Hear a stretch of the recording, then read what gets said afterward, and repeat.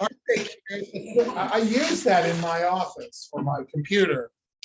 And I used to have two offices, thus two desks. Oh, yeah. I think we're recording. Yep, we are. All right. So do you like the lights off or on? Are you comfortable in the darkness? Or do you want more light? I'm good. Yeah, I'm good. Okay. All right. So, welcome. And when I'm going to be, actually, I'm going to start over here anyway, because I want to read this.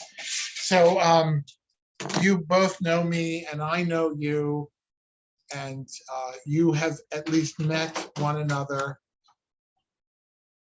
So let's talk about very quickly. We're gonna meet for 12 sessions here, 4 hours. I'm going over the list just because, right? Oh look, actually, I'm still in frame. This works for me because I have to work. Whenever I have like a presentation and I'm using PowerPoint, it's never for the audience. It's always for me. Right. You know. So and then so it's just the 12, but it's not going to be every week because I have gaps. I have to be other places. The online learning is mostly just videos from YouTube that I found. Most of the people I know, out of the ones you've already watched, I only know one. Dan Candell, the one who's like Hypnotize Yourself. Do you remember him? Yeah. Yeah. Okay, so if you do go to Hypnothoughts, you'll meet Dan. The other three, no. I just thought they represented something that was different from each other. And one of the things that you'll experience in the hypnosis world is that people are very different. And we may not agree, we may not think the same way.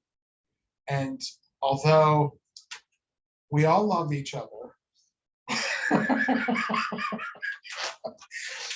my very first conference, I went up to a guy named Scott Sandlin, who's my teacher.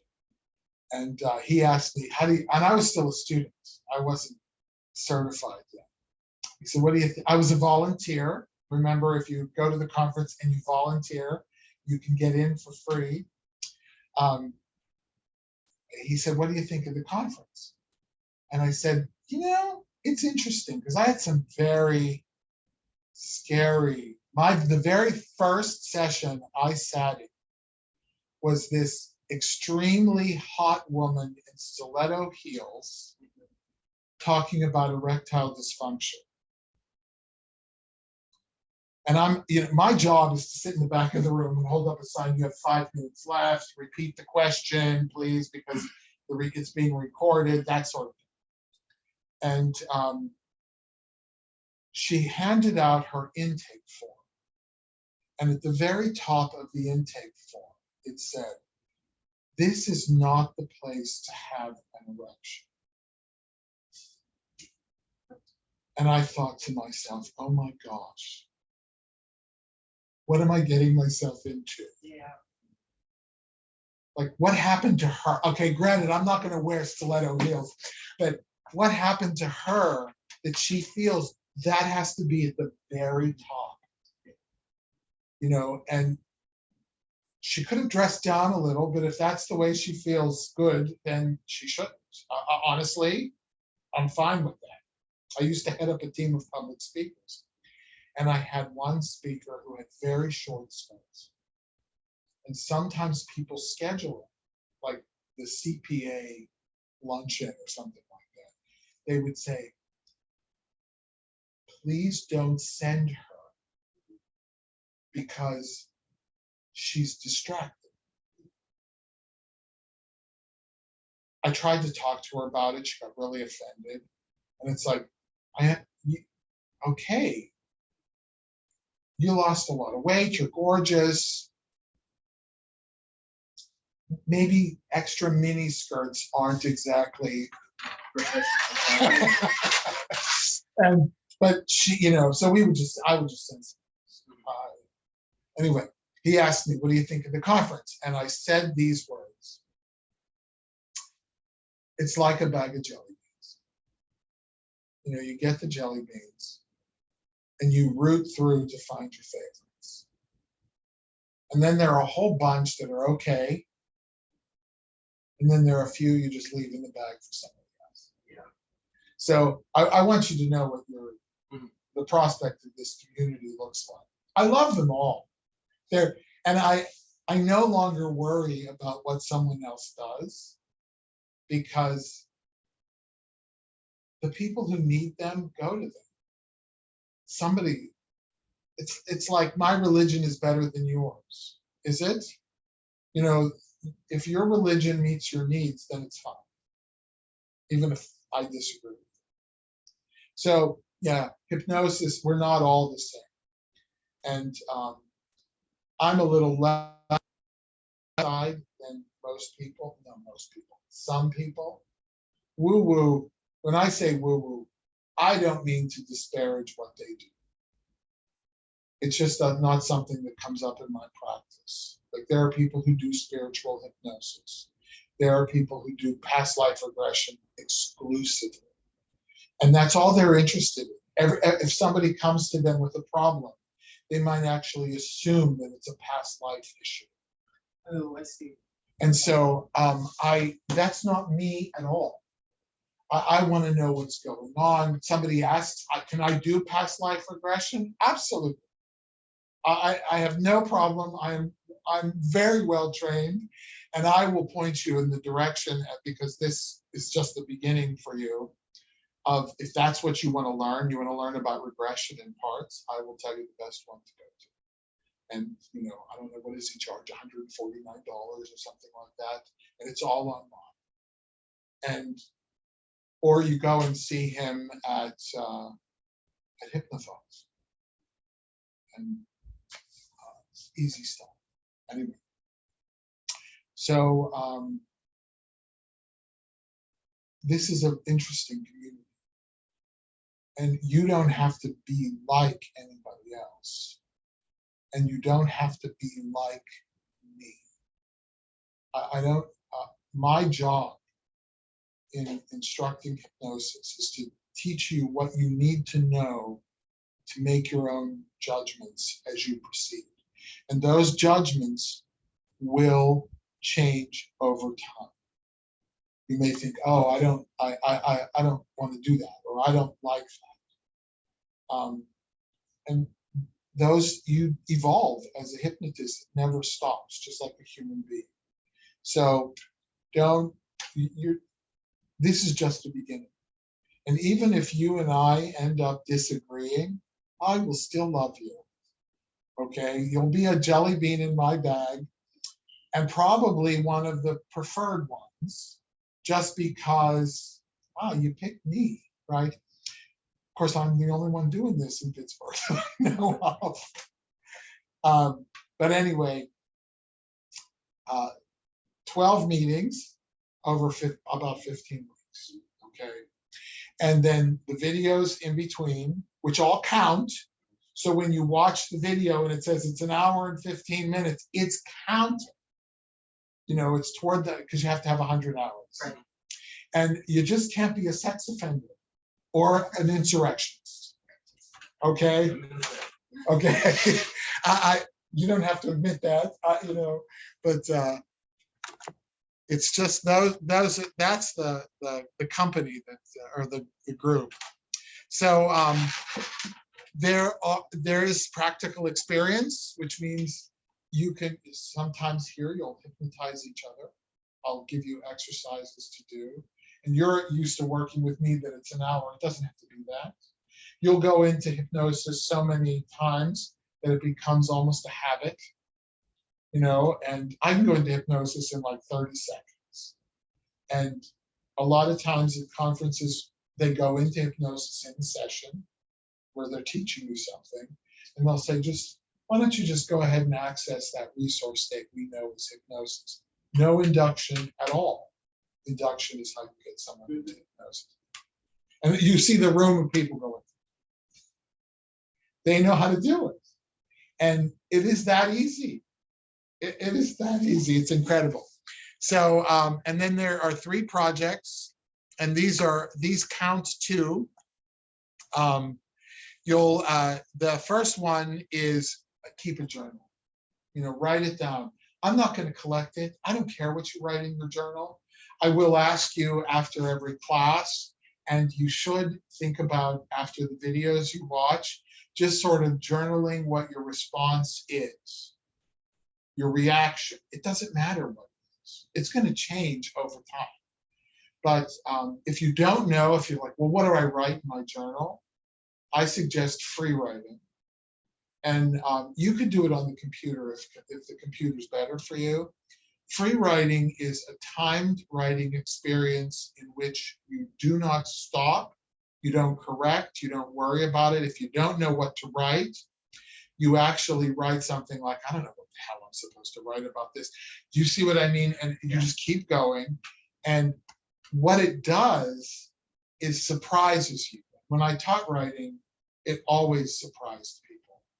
They would come up with ideas for their projects or their papers. It's the unconscious mind. Once you start letting it flow, it's amazing. It's not pretty, but the unconscious mind is not pretty. It follows dream logic. Dreams don't need to make sense. If you've ever woken up from a dream and said, gosh, what the hell is that about? It doesn't have to make sense. And what comes out in your journal doesn't have to make sense. It's just an exercise for you to get used to accessing your unconscious mind. Most people, by the way, learn hypnosis for the purpose of self-help. Like, they don't ever practice. I asked you the question, do you want to practice? That was important to me because I got to be here, right? And I would love to see more hypnotists that I trust in the city of Pittsburgh. And the ones that I don't know any of them. I don't know them. I've tried. Sent them an email. Hey, why don't we have a cup of coffee? Would you like to Zoom during COVID? It's like, I don't know if you're busy or not, but would you like to Zoom? Let's just get to know one another. Nobody seems interested. And they are never, the one guy that I talked to, I just called him. I pretended like I was going to be a client. And I asked him, I said, do you go to conferences? He said, no, I don't do that. So you won't even meet them at the conferences. And it's like, this is a resource, an amazing resource and learning experience. And people who think they know how to do things generally don't. There's always something to learn. And every hypnotist that has ever come to me for help in this office or in any of my offices came from a certifying agency that I don't belong to. I'll tell you what it is. Off the record. But I've had several, and finally I looked at the last one and I said, what is it with you people? And she said, what? I said, the first thing you say to me is that you're a certified hypnotist. You're not practicing, number one. Number two, why are you paying me? When you have a group of hundreds of hypnotists. If I need a hypnosis session, I probably have 15 people I could ask. They wouldn't dream of charging me for it because we work professional courtesy. They wouldn't dream of it. What's the matter with you? Why aren't? And it's like they never thought of it. Like every one of them is in competition, I guess. I'm not going to do any work unless you pay me. Now, I do know people who do that. And I'll point them out at the conference. See that jelly bean? Yes. And just say, oh, she won't work with you unless you give her $3,000. And it's like, but most of the people are fantastic. And I'm not even saying she's not fantastic. She just has a different way. Are you okay? Do you want water, coffee? Because you don't have a drink. Oh, I just drank like Okay. I'm good Well, for now. if you want to refill later, Okay. I just don't have cream or sugar. Oh, I have cream. I did bring the cream. I'm not sure. Okay. I don't know. All right. So, and then I'd like you to meet other hypnotists. So I'm going to give you a list. All of the people on the list have offered to talk with you. You don't have to talk to them all. 2 is the minimum. But you just call them up and have this conversation about, what's your life like? How are you, like, find out from them what it's like to be a hypnotist from their perspective. Because you get mine. But other people are different. And they have different experiences, different business practices, different outlooks. I picked people that I know and that I know are good, whether I actually agree with them 100% or not. It doesn't matter. When you say outlooks, can you please? The regressionists, I'm not a regressionist. Right. The regressionists believe that everything that you face in your life came from some experience either in this life or in the past one. So when you say outlooks, you're referring to specifically what they're working toward, like what they practice in specific. That's one. Okay. That's one. I use regression. It's a tool, usually for me to get a resource. Like if they'll say something like, before this traumatic experience, I never felt this way before. Well, instead of going back to the trauma, in my mind, which could re-traumatize them, I go back to before that. Because they'll say, oh, I wasn't afraid of heights until, and it's like, okay, let's go back and get that and see how that works for us. Because you had it. It's yours. It's not gone. It's just something is getting in the way. So that's one thing. Another, I have a colleague who once boasted to me at the very day I was certified, I got my big diploma. Yours won't be this fancy. We'll print it out because this was 1.5 years of my life. 700 hours of instruction, 200 hours of supervised practice. So, he looked at me, I said something, and he said, I used to think like you until I found out that I was wrong. And I thought, you just scared the shit out of me. This is, and I had been practicing because I was practicing under supervision. In my mind, it was like, why would you say that to me? And he makes more than $1 million a year. He has 3, and you will meet him, and I will point at him and tell you, just because he's very persuasive, and I love him. He's one of my hypno heroes, but I don't need to make $1 million a year. I don't need 3 6-figure incomes from 3 different sources. I don't need that. I don't want it. I don't know what I would do with it, but what I would have to do to get it is not the way I want to live, quite frankly. So, but I love him, and he's great. So there's another one. So at conferences, you'll commonly see people presenting on business development issues. My business development isn't up to par, according to them. I'm not, I don't get, every time I talk to one of my mentors, he tells me to raise my price.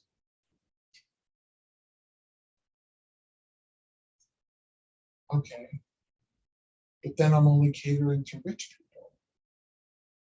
I mean, how many people call me up and say, how much is this?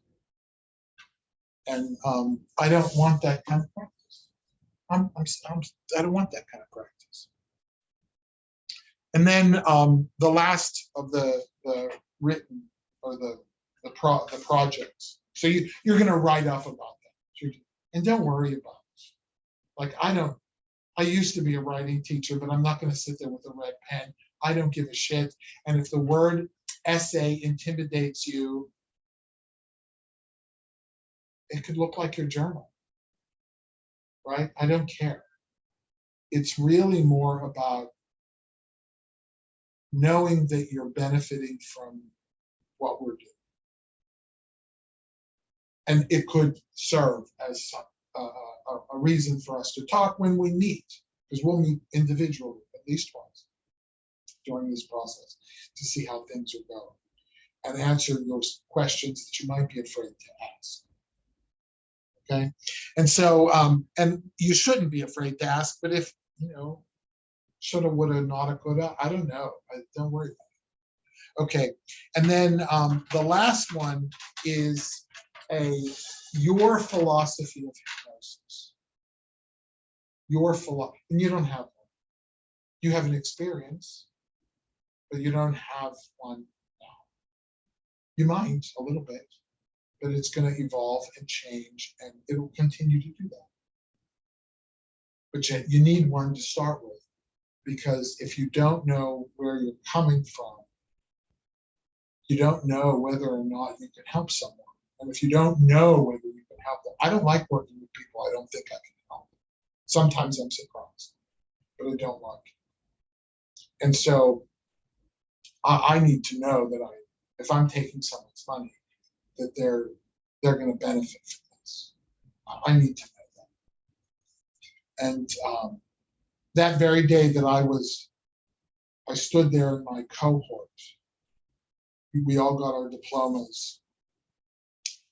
I made a Hippocratic oath to myself that I would never do harm. Never. It's part of who I am. And I would sooner look at a person and say, I can't help you. I'm sorry. I'm not the one for you. Than to, experiment on them. You can't really hurt people with hypnosis. You really can't. But at the same time, I don't want to make someone miserable. All right. So you write that up and give it to me to hear. As I read it, I said, this is interesting. Completely different from mine, but okay. This is the world. There is no need for competition at all. The world is full of people who need help. Absolutely full. There can never be too many good hypnotists. A sucky hypnotist, we can live with that. But there can never be too many good hypnotists. So there's room. There's absolute. And that's why I don't understand why the Pittsburghers don't talk to me. Okay, do they just think I'm not one of them? I don't know. All right. So, any questions about the requirements? If you don't make the class and I'm sitting here with just one person, I'll record. If you don't make the class and both of you don't make the class, we extend, right? It's like if two people get sick or there's 4 feet of snow, Right. it's like, all right, we'll just go another week. I can probably send you a few more videos to watch. And Yeah. It's easy stuff. Yeah. All right. So let's I'd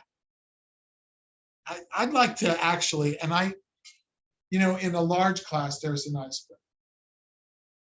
But it's so weird talking to people while someone is talking, watching you talk to you.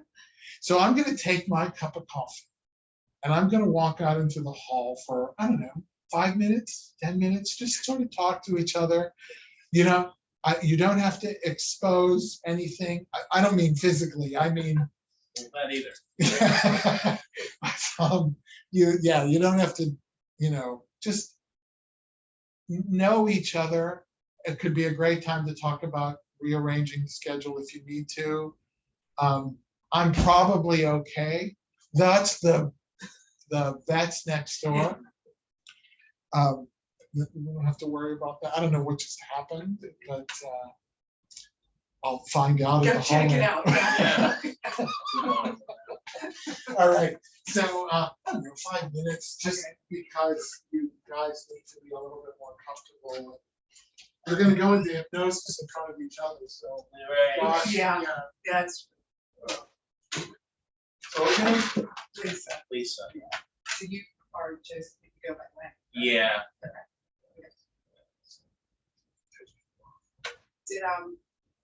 Did you come see him for smoking? No. I saw him for I had just anxiety. Okay. Anxiety, but it was like it's pretty amazing because like I've been seeing like a therapist for years. Yep. And it was like, well, I know that I'm anxious, Sure. but you're not helping me. Yeah. And then like the first time I came in, it's just like I had like all these like weird like pain and stuff in my body that it just stopped. Okay. It was pretty crazy. So I've been hypnotized like times. Really? Yeah, like I lived in Providence in like 1999, 2000, 2001. And I saw a hypnotherapist then, and I don't think he was particularly good. Okay. Like whatever we were working on didn't help. Right. But I had had that experience of being hypnotized, Mhm. so it was like, I think it was the therapy part that eluded him. So when I came here, it was just like under, Right. it's really Okay. cool. So yeah, and I've just been fascinated by it for years. Okay. I did not expect to be taking a class. I was like, Yeah. last time I saw him, I was asking him, I'm like, so what does it take? He said, well, we're starting in January. I'm like, okay. Well, son of a bitch. Yeah. Yep. Yeah. I guess he was my very first ever hypnotherapy. Never thought in a million years I'd do it, but like I said, I came for him to help me with smoking. Mhm.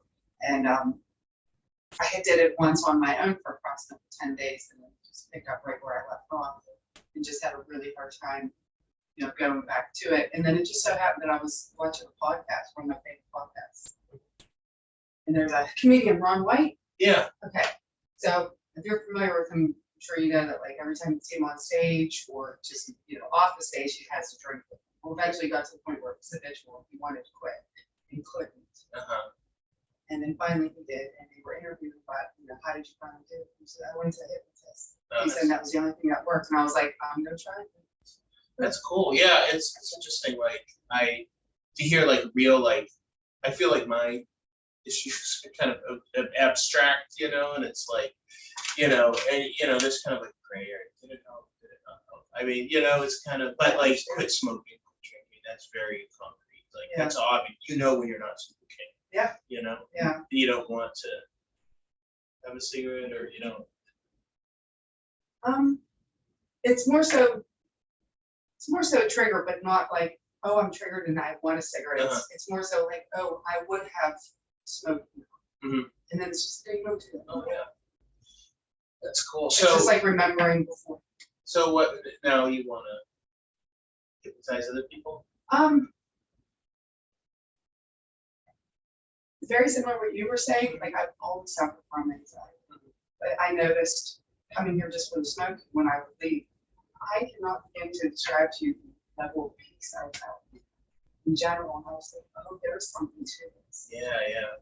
there is something to, and like I said, having nothing to do with smoking, it just, it calmed me peace. I thought, I was like, I've never felt this way before. Even despite going through therapy, I, taking anxiety, which is different. Is it okay? Yeah. Okay. We're just discussing our hypnotic histories. Yes. Ooh, that's interesting. So when you were certified, you were living in Pittsburgh Uh-huh. as your teacher in Pittsburgh? No, Newport Beach. Okay. And I had to fly to California for practical stuff. And when I first started, a good lead-in question, because I want you to know who I am, why I'm a hypnotist, and you were just intuitively doing that yourselves. Yeah, I had a career. For 30 years, I taught college English, and in the beginning, it was English as a second language, but later became, because of the more native speakers, just freshman composition, speech, and research papers. And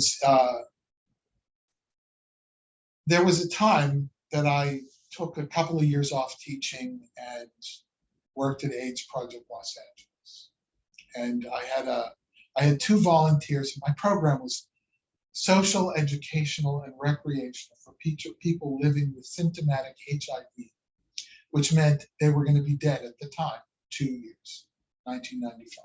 That's when I started. And I was a cross between a cruise ship director, scheduling fun things, and Mother Teresa. I would rock around hugging people. So two of my volunteers were hypnotists. One was named Timothy. You might meet him if you go to that conference. I don't know if he'll come. Sometimes he does, sometimes he doesn't. And the other one was a lady named Frances. And Frances, she and I had a very interesting relationship. I was in a time of spiritual crisis in my life, and sort of dealing with my sexuality, and I had already accepted my sexuality, but lingering religious negativity. And I had told her once about how I had been bullied throughout my school because I was the cool school fag. And she said to me, "You ought to let me hypnotize you." And it's like, okay. I mean, I thought hypnosis was basically bullshit. The other guy who came in, his name was Timothy, he said to me, "I believe that hypnosis can change DNA." And I thought, what a crackpot.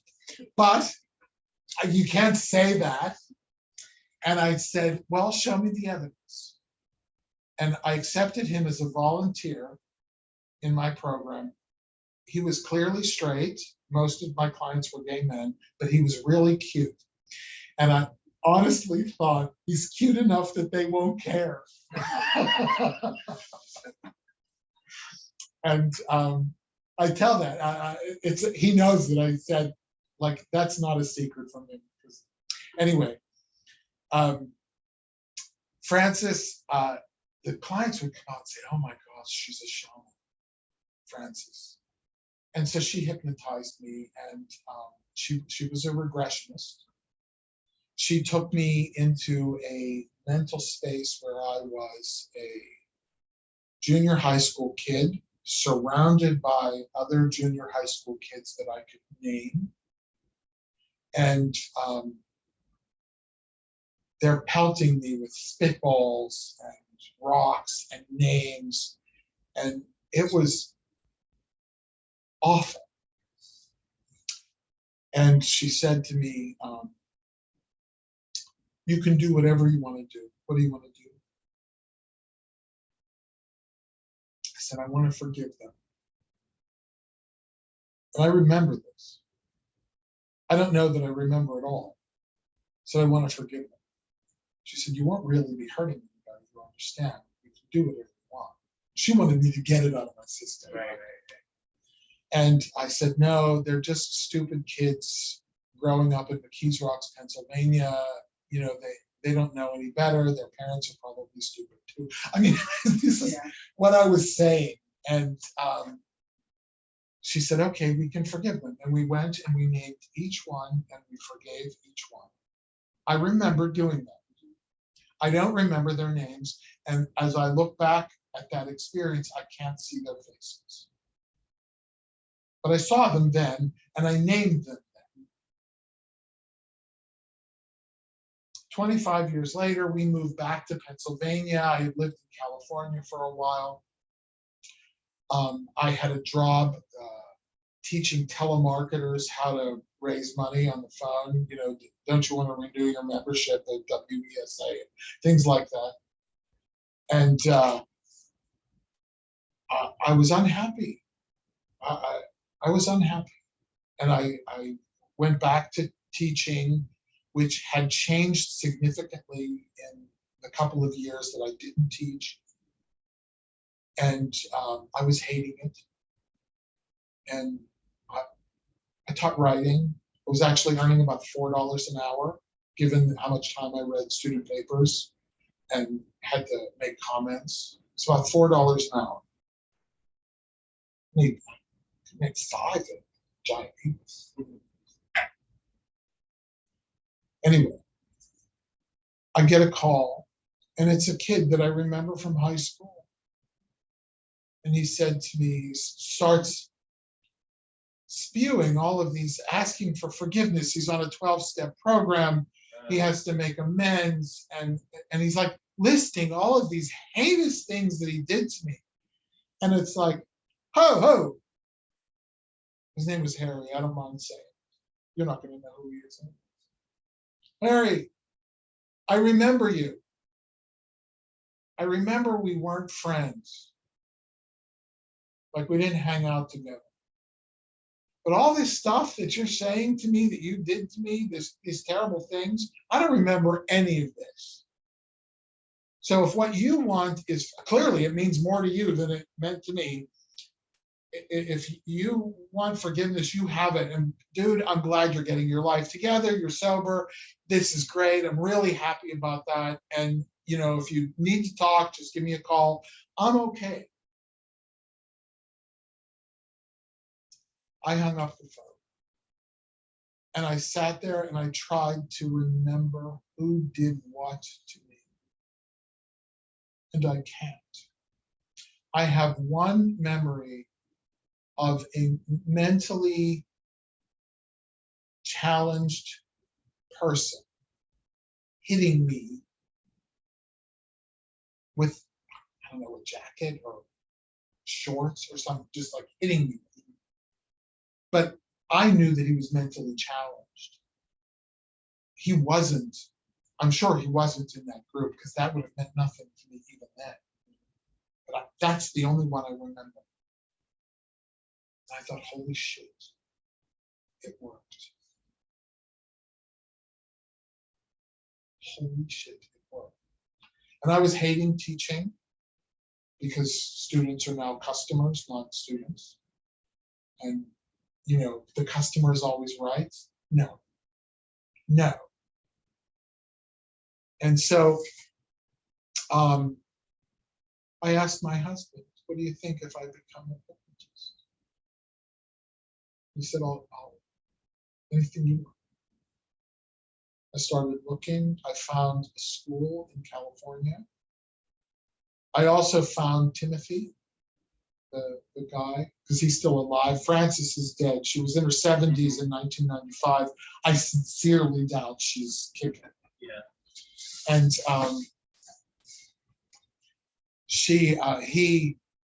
I told him about the school that I was looking at. It's called HMI, the Hypnosis, but it's in Tarzana, California, and they teach a kind of hypnosis called Capasonian hypnosis. I was a little uncomfortable because one of the first things I had to do in that introductory course was take a sex quiz.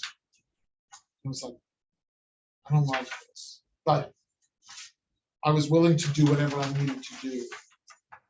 And HMI says that they're accredited. And I thought that meant something.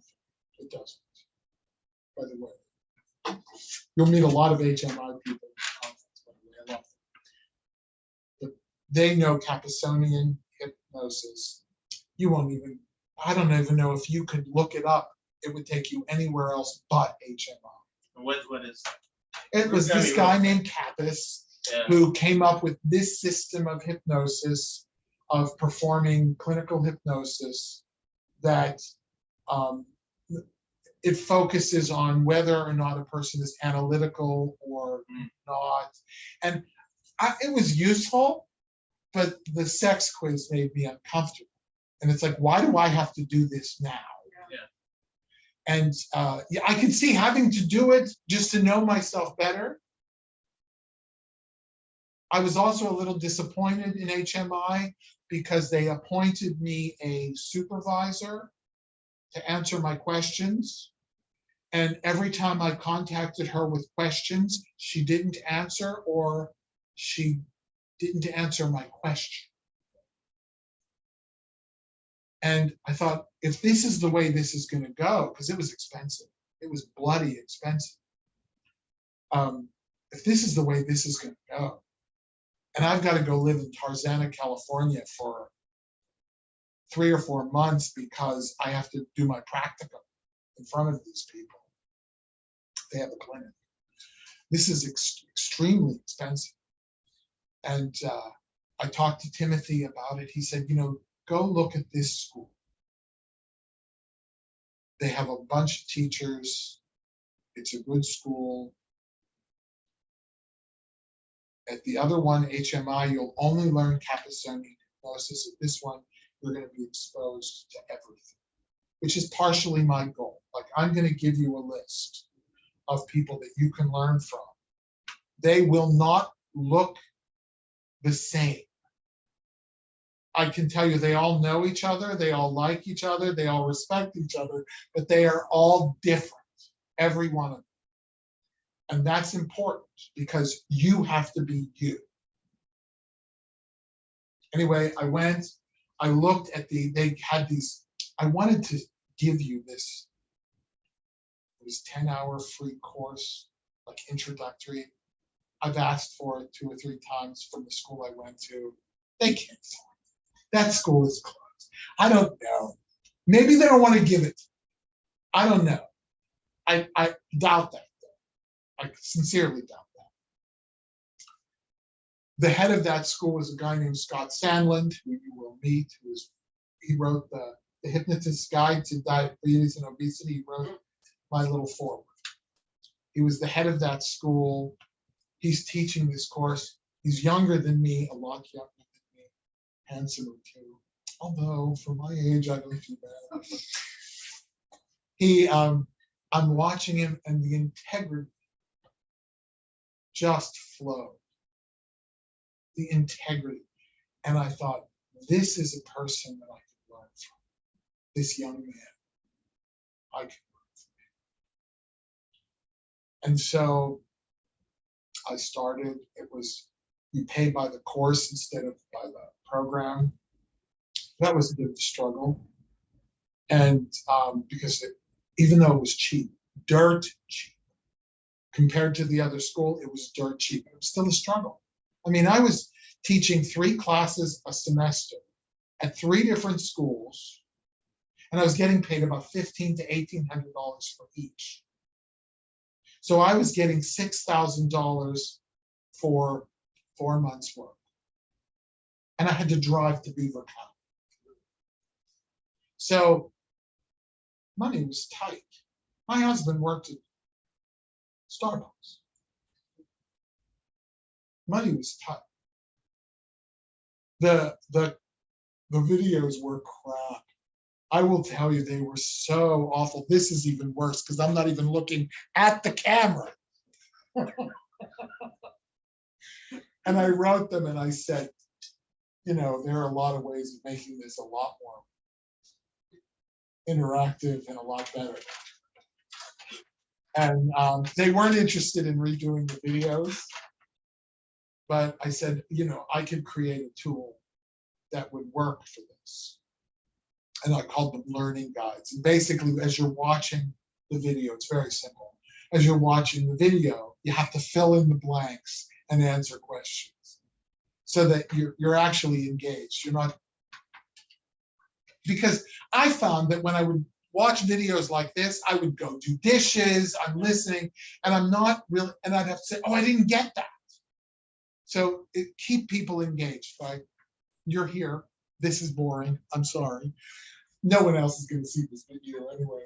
But if you happen to miss that day, and so they gave me my tuition free. I was about 3 months ahead of everybody else in a cohort. So they gave me my tuition free if I made these documents. And of course I'm going to do that, right? It's free now.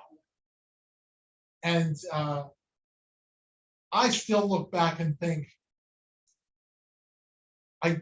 in terms of instructional design work, I gave them more value than they gave me, but they had undervalued the cost of that school. Like, it would have been about $3,000 altogether. The other school was going to be much more than that. Plus, they keep selling you smaller courses. And then you have to go to Tarzana, California. I like California, but you have to go to Tarzana, California and work for them so that they can supervise your practice, which I like the idea, but going to Tarzana is not cheap. So anyway, that's how I became a hypnotist. My cohort, turns out, was the last of that school. The school was purchased by another guy, Richard Mongard, who you will also meet, and you will see many of his videos. I respect him a lot, but he didn't keep the school the same. And it was, I think, a big shame. And actually, the school was designed for people who were already certified, like you and me. I mean, we had courses in psychopharmacology, and there was anatomy. We had a lot of material so that it feeds into your experience. I can't give that all to you in 100 hours, and I wouldn't be the right person to do it anyway. But as a clinical hypnotist, you need to know who you are. You need to know how to ask your clients who they are and what's going on, and know that sometimes they lie. Like, I've had people come into my office to quit smoking, and when they come in, I find out they're on methadone and it's a heroin addiction. And it's like, this is different than what you said. And I understand that you didn't want to just say that to anybody. But I can't work with you in active addiction unless I'm working with your drug and alcohol counselor. I'm just not going to do it. I could. You have to be sober. You have to be clean. If you're post-detox, yeah, I'll help you. Because what we're dealing with is behavior, and the behavior behind what used to drive you to do that thing. But I'm not qualified to deal with an active addiction. Tobacco is a little different because it's only about 15% active addiction.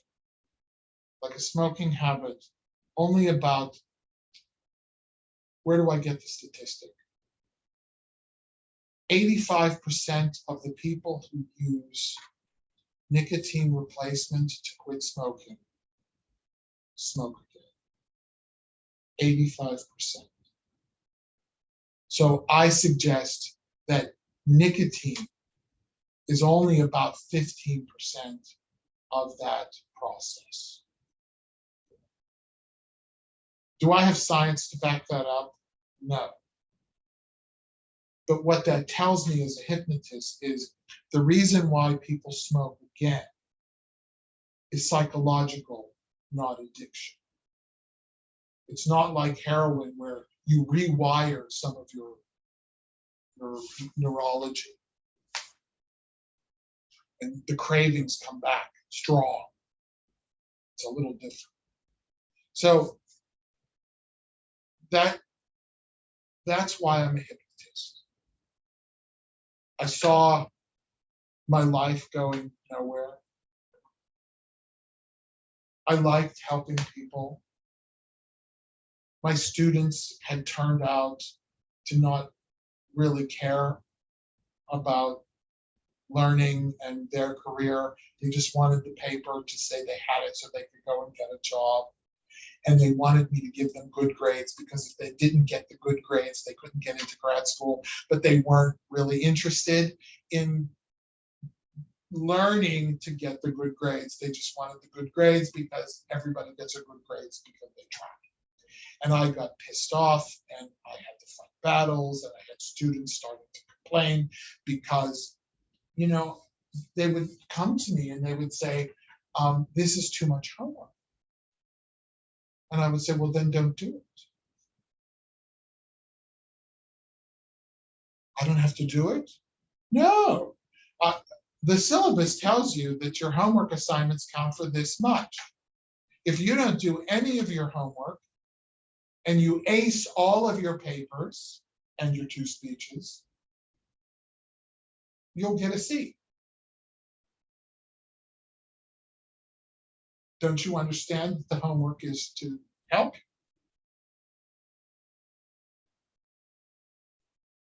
Then they'd go and complain to the dean. One went to the president of the university.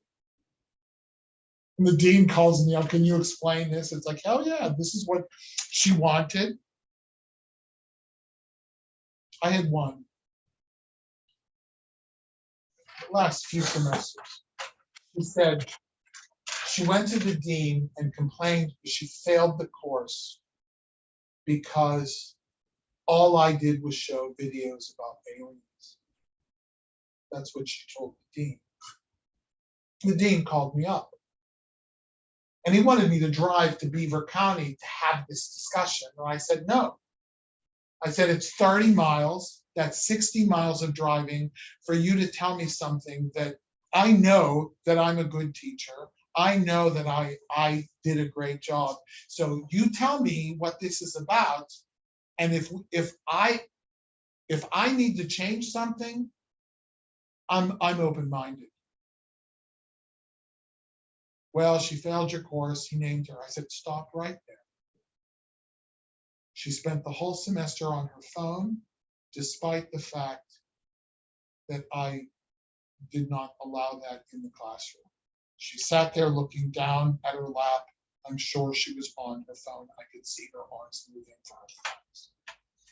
Number one, what's her complaint? All you do is show alien videos. I laughed. I said, I did show alien videos. I did.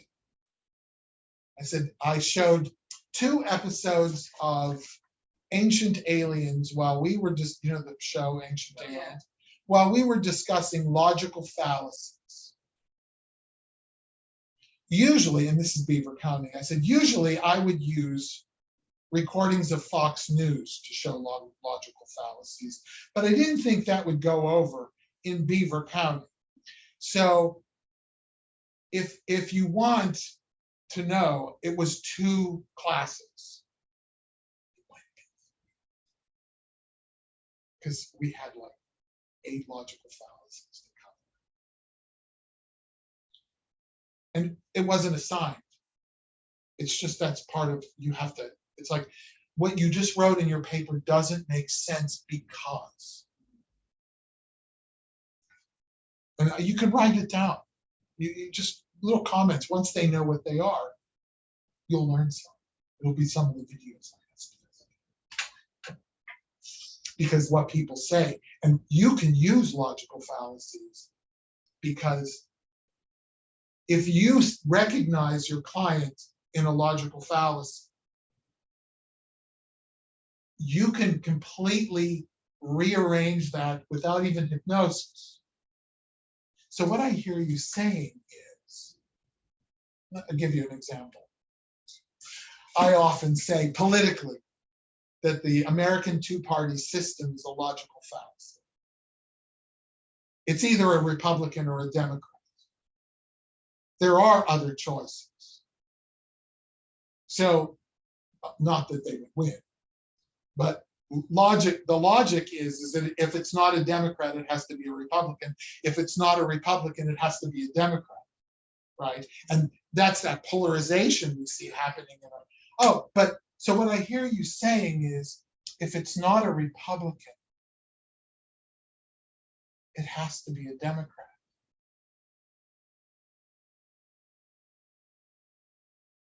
All of a sudden, it's like, can we think of others that might fit, like that woman who just declared her independence from the Democratic Party in Arizona? You know, it's like, let's just think about this. Or instead of, and you can look at politicians, and instead of answering questions about their policies, they talk about how stupid their opponent is or how evil their opponent is. That's ad hominem. It's not even an argument. It's, well, they're stupid. Yeah, they're stupid. And so I'll vote for you because you're not them, not because you're you. And that's another logical fallacy. So when you recognize these things, you can use them. And your clients will go,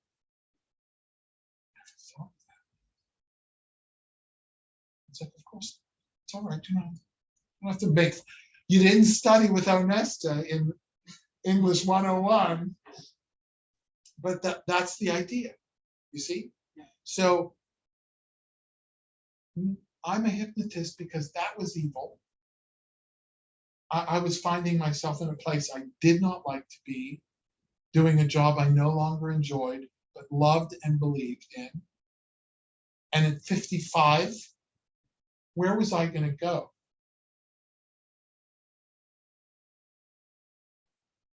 And that guy called me up. I thought, holy shit, it worked. I went, saw hypnosis online, looked up schools. I was completely confused. The word accreditation really attracted me. I went to HMI, it was creepy. Timothy found me and said, okay, no, don't do that, go here. And I have the best education, bar none.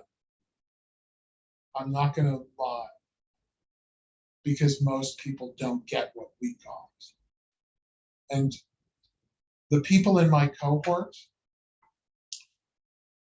only 3 of us are still sort of connected. But another one, Stephanie, she and I are sort of hypno buddies. And we'll sit there in a session together and say, no. We sat in a plenary session. It was and this guy, Mandel, got up and he's talking about, and we're sitting at a table with Mandel's students, Stephanie and I. They're his students. He brought them to the conference. Maybe he charges them enough that he can pay for the conference. I don't know. Maybe he counts it as part of their profits. I don't know. I like him. He's a nice guy. He's going over the history of hypnosis. We had a course, James Hazelwood, in the history of hypnosis. We knew everything he said. And his students are like, wow. And Stephanie looks at, didn't you learn this with him? No. Nobody does that. Nobody does what HPTI did. Nobody. I'm really sad that Richard Nongard did what he did with that school. I almost wish they had sold it to me because I would have kept it just the way it was, just made it better. But anyway, so that's how I became a hypnotist. That's my hypnosis background. I started in the middle of that process. We had to start practicing because we met for supervision, group supervision. And you'll find people when you tell people that you're studying hypnosis, and don't be embarrassed by it. They'll say, "Oh, can you hypnotize me?" I say, "Yeah, sure." I'll take down their name, and there will come a time when you want to try things. You want, particularly inductions. That's the first thing that you'll try. You can just say, you can practice on each other.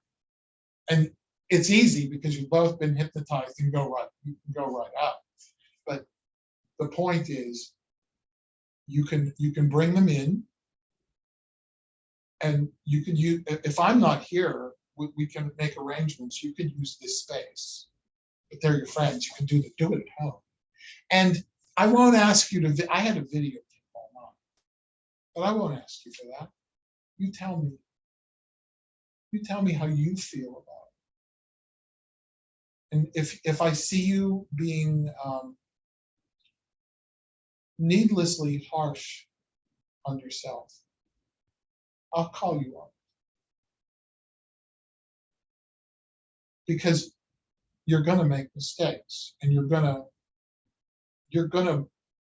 mess up. You're gonna think, "Oh, I could have done this, or I should have done that." That's how you develop. So give yourself a break. Allow yourself. Do you have a teddy bear? No, you don't need a teddy bear. But do you have? You can practice on a pillow. You can put a pillow on the chair and practice. In fact, I will give you scripts. There are some hypnotists who actually literally sit there and read scripts to people. You have no idea what I'm talking about. But these are metaphors and stories that you could use in hypnosis. And the idea is, this is what some other hypnotist did, found out that it works, wrote it up, and sold it. Okay? And there are some hypnosis teachers that will give you, at the end of your, I don't know, $3,000 or $5,000, whatever the hell it is, they'll hand you this book of scripts that's even indexed: anxiety, insomnia, smoke. And you thumb through it, you induce hypnosis, they're out, you open it up, and you're reading. Well, I don't mind if you read scripts, but read them to yourself first. You shouldn't be stumbling over your words. And I'll ask you to read scripts at home. I'll say to you, it's not all videos. Here's a script. Read it out loud every day, at least once, and inflect it. If you notice that you're adding to it or changing to it, do it. If there's something you would more naturally say that would flow better for you, do it. Because it's you. You now see yourself standing in a large field, and in that field there are many flowers. That's not good. That's bullshit. That's what they do in graduate school when they want to see if hypnosis works. They have graduate students reading scripts. Even then, hypnosis proves effective. Even then. But if you want to be good,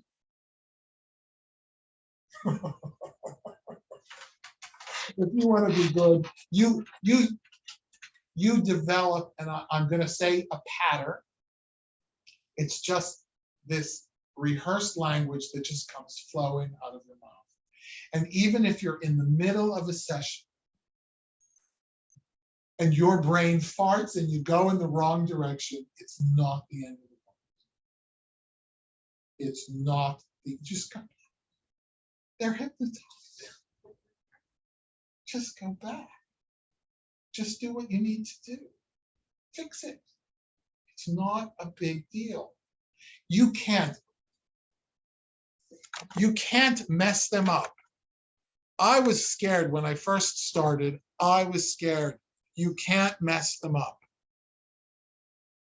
Okay.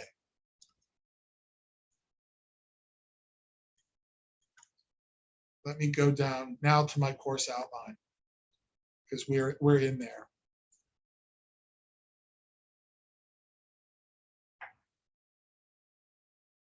What did you think of the videos?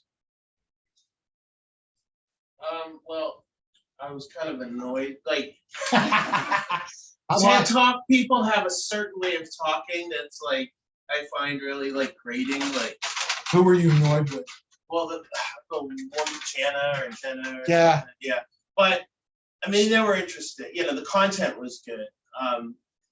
I noticed that, you know, and I've been thinking about this a lot. That, you know, hypnosis is like an art. You know, it's like everybody has their little take, and I guess it would have to be because, I mean, scientists haven't figured out what consciousness is, let alone what hypnosis is, you know, so you're kind of going by what works, and it clearly works, but everybody's going to have their own little take on it. So that's kind of like my overarching thought was like, they're all different. You know, they're all coming from a different place. I chose that for that. Yeah, but I don't doubt that like any of them aren't good at what they do. Did you notice that she's a regressionist? Yes. And you know what? I'm not. I chose her because of that, by the way. Yeah, and you know, and I definitely felt like she was kind of getting a little like. I'm very curious to learn more about regression because it's like, you know, what we know about memory and stuff. It's like, do you think personally, when you're going into regression, that people are like literal undermining, like finding literal true past events, or is it more like metaphorical, powerful metaphors that are making A sense? regressionist will tell you that they are accessing memory. Right. I think they're accessing memory, but they're accessing it through their interpretation of it. So, and every time they remember it, they alter it. What we know about memory is that memory is very malleable. Two people can have the exact same experience and remember it completely differently. And it happens even in testimonies in court. Two people witness a crime, and they report different things. So we can never, and every time we try to remember something, our brain naturally fills in blanks. Many years ago, I quit my job because I was offered a job in Kuwait. And I was the only tenure track job I ever held. But I quit it because I wanted to go abroad. That summer, Saddam Hussein invaded Kuwait and everything disappeared. And I had given up my job. I had given up my apartment in New York City. I had given up everything. And I had no place to go. I remember it as, because he invaded in August. I had in less than a month, I was on a plane to Japan. I tried to reconcile how all of that was arranged in 3 weeks. I cannot remember it. And it doesn't make any sense to me. I do remember being held up in customs for a visa issue for a couple of hours.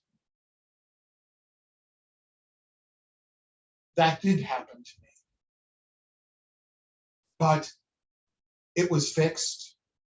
I was in a matter of 2 or 3 hours, I was, on the bus with other faculty members heading toward our campus. And I don't know how that happened, but every time I try, my mind tries to make excuses. I don't know what's memory anymore. Yeah. So in regression, and we're not going to spend a lot of time talking about that, but if you're interested in regression, I'll point you in the direction of a course you can buy. God knows what's a charge, $149 for it. He also wrote the foreword to my Uneasy Faith book. He does spiritual hypnosis. But when you go into hypnosis, the danger of false memory is exceptional. And people have created false memories even without using hypnosis. Psychology students, graduate students, have created false memories. And those studies are amazing to look at. And if you're going to do regression, they'll talk about the ISE, the initial sensitizing event, and SSEs, subsequent sensitizing events. And the goal of a regression is to process those events, like little traumas along the way, to process those events and to get to a point where they process through. I know a lot of very talented, very good regressionists. I don't know why it works. I have used it. I've used it successfully, but it's not the focus of my program. It's not the focus of what I do. So when people ask me, do you do this? I'll say if I need to. If I think it's a tool that I can use, I'm a guy with a toolbox. Yeah. So, but there's a book I'll actually give you. You can borrow any of my books you like, by the way. But if you want to look at them, there is a regression book.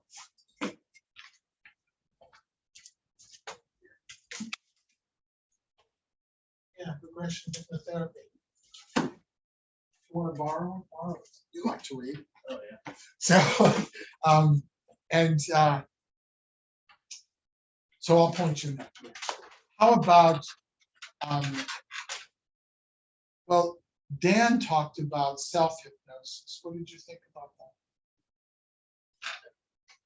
that? Dan Kendall. You had a reaction. Did you think it was bullshit? No. I don't think you should start out that way, though. That was my biggest takeaway from that. I can remember. The one that stood out for me the most was the third one. Now, unfortunately, I can't remember the name. It's the doctor that talked about EFT. EFT. Yep. Yeah. Because that was something, after our sessions were complete, it was something I stumbled upon just accidentally. It was kind of thing. Yes, absolutely. And I was like, holy shit. And then I started looking into that. EFT, the first time I heard about it, things like that. Our classes were coming up, sent the videos, watched all of them. We got to that one, and I was like, huh, how about that? There you go. And did you learn about EFT? Just doing a little bit of research, yes. All right. Yeah. So EFT is one of the things that you'll hear about a lot. A lot of people use EFT. I rarely use EFT, but I have. What's And, EFT? Emotional freedom techniques. Oh yeah. Oh that guy. Yeah. And Yeah. it's. Yeah. And you're Tapping on the meridian points. And you're doing that, at least the way I was taught, to have a kind of affirmation or reversal statement. Like if I'm having anxiety, and I'm having anxiety over my career, I might say things like, I'm talented and things come my way. I can find something that fits me better. And I can do that and go down. And I don't know why it works. It works very well for a lot of people. EFT. So EFT is one, absolutely. Regression is another. How about, what was the first one? Was it the woman? Jenna was the first one, I think, right? Dana, is hypnosis fake? The stage hypnotist? Yeah. What did you think of that?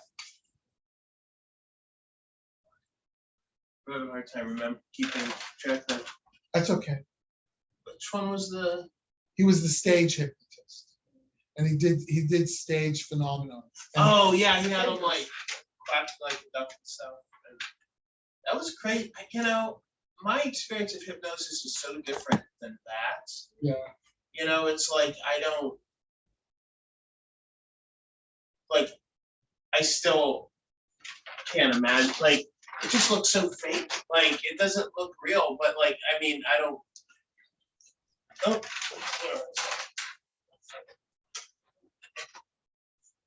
It's like have you ever been stage hypnotized? No. But okay, so it's not fake. Right. No, I don't think it is. It's just so beyond. There are, and we'll spend a little bit more time a little further in our course talking about hypnotic phenomena. But all stage the stage hypnotist stacks the deck. Yeah. And first of all, the first stacking of the deck is their volunteers. Mhm. Anybody who volunteers for stage hypnosis knows what they're getting into. Right. Number one. So there's a filter, we'll talk about filters. There's a filter that isn't there for them. They go up on stage, and then you see the stage hypnotist send some of them back to the audience. Yeah. The reason the stage hypnotist, I'm trained in stage hypnosis. See, there's my certificate Oh, right there. So the stage hypnotist, and everything is built. It's the music, it's everything. It's all part of the process. It's all part of it. And it's all part of the emotional connection. All right. The stage hypnotist recognizes people who are not going deep then. And what they're really looking for are the people who, what we would call somnambulists. Natural somnambulism is sleepwalking. So there's a difference between someone just closing their eyes and listening to me and someone who in my chair ends up like this. Right. There's a difference. So, and I'm always watching them. You'll always be watching your clients because you want to see who they are and what they're doing.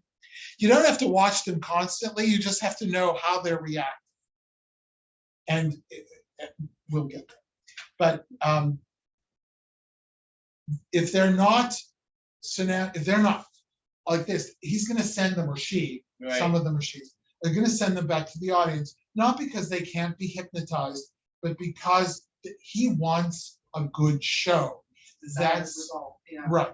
So he wants people, he wants that 300-pound guy to become Britney Spears. Yeah. No, Katy Perry, I kissed a girl and I liked it. And so it's funny and we're laughing and, the thing about stage hypnosis, and you'll meet people who say, I don't like stage hypnotists because I think they give a false representation. I have no problem with stage hypnotists. It makes the magic that people believe in. It's for a lot of people, a stage hypnosis experience, watching it, makes them think maybe hypnosis can help them. Now, they want to come in and they want you to erase their minds and change them. Yeah. That's then your pre-talk or your education part, because that stuff doesn't last. I cry every time I see stage hypnosis because I see the power of it. And I don't mean the power of the hypnotist. I mean the power of the unconscious mind to receive suggestion and to make change. My very first one that I saw in person, there was a woman, it's at the hypnosis conference, we're all hypnotists. He still had to send people back.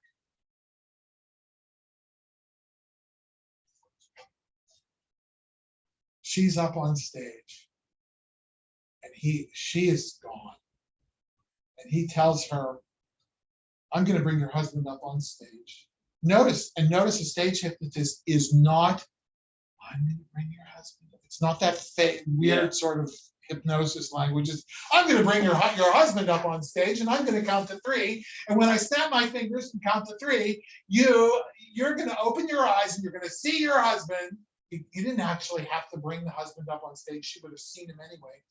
But you're going to open your eyes and see your husband, and you're going to be every time you have ever been angry with him is going to come back. That feeling, you are going to be so angry, you will acquire the language of a trucker. You're going to curse him up one side and down the other. This is Las Vegas. 1, 2, 3. She opens her eyes, her husband's standing there, and she turned red. You could almost see the steam coming out of her ears. And she never uttered a word. This is the first, and I'm sitting there thinking, what's going on? Because if you watch Darren Brown, he makes people, of course, it's edited. Yeah. Do you know who Darren Brown is? Look him up. He has all of these things on YouTube where he makes people give them his wallet and things like that. He's more of a mentalist, but he's also a very skilled hypnotist. But what you don't see is the work he does off camera. Darren Brown, he's a British guy. The hypnotist in that show said, and I love this at the end of the show, you're going to remember what you did. And you're going to know that you gave your friends one of the best shows. So after that show, we would all hang out at this place called the Alligator Bar. We're not at that hotel anymore, thank God. But a much better hotel, much better. It's at the Sahara, not the Orleans. The Orleans, you have to walk through the casino to get to the conference area. You smell like smoke when you get there. I lose my voice because of that smoke. Yeah. Anyway, I go up to her at the Alligator Bar. And I was brand new. I was scared. It was that first conference where he asked me about the jelly beans. I'm going to have jelly beans at my vendor's table this year. Nobody's going to know why but you. Well, some people will. Even though they're sugar, I want you to know I'm compromising for this. I'm not going to eat them. If you see me eating jelly beans, corner me. Okay. I might have. I said, why didn't you curse your husband? Why didn't you? She said, I don't use that kind of language. You cannot separate a client from who they are. Your job is to know. The hypnotist couldn't know who she was. Sure. And most people who are hanging out in Las Vegas have no problem calling someone a son of a bitch. Right, right. Okay, but she didn't do it. And so there are things that you can do in hypnosis. When we look at inductions, we'll see one induction that really relies quite heavily on hypnotic phenomena and convincing people. We'll talk about that much later, not even today. But the fingers together. Did you do it? Yeah. And did your fingers stick together? Very slowly, it's happening. Yeah. So, and you can resist, but what if their fingers don't go together? Right. Then you do another one. There's the hand one. Have them close their eyes, they won't even know they're doing it. But the stage hypnosis is not a bad thing in that it alerts people to the possibility of hypnosis, even though the possibility is a little outrageous. It's a little overstated. I don't have a problem. I took the class not because I want to do that. I don't want to do that at all, as a matter of fact. But I wanted to know what they knew. I wanted to understand what they knew. It cost me $1,500 2 days. But, it was worth it. I studied with Dan Candell, and his friend Michael DeShalit, which you will meet if you. They're all there. These are amazing people, and don't be intimidated by any of them. None of them are worthy of your being intimidated. No one is worth that. I think the stage hypnosis really shows like the continuum too, because it's like I'm going to guess that, on your day-to-day basis, you're not getting those extreme reactions in your chair, but you're still hypnotizing people effectively, so it just kind of shows that like you don't need to be clucking like a chicken and doing all that stuff to be hypnotized or hypnotizable. Absolutely. In fact, there's a thing called waking hypnosis that happens in just talking, and it happens infallibly. It just takes observation to recognize when it's happening. So when we're talking, and when I'm working one-on-one with a client, I am very conscious of the idea that, and recognizing when they back away from, when their mind backs away from the conversation, they can still hear it, but it just sort of makes them think of something else. You know how when you're talking to someone and instead of listening to them, you're thinking about what you're going to say? Do you know that phenomenon? That's a little baby kind of hypnosis, because it's made your mind go somewhere else. The trick is, as a hypnotist, can you throw in something at that moment that helps them toward their goal? So let's say I'm working with a client and I say something that makes them laugh. Now, I did comedy.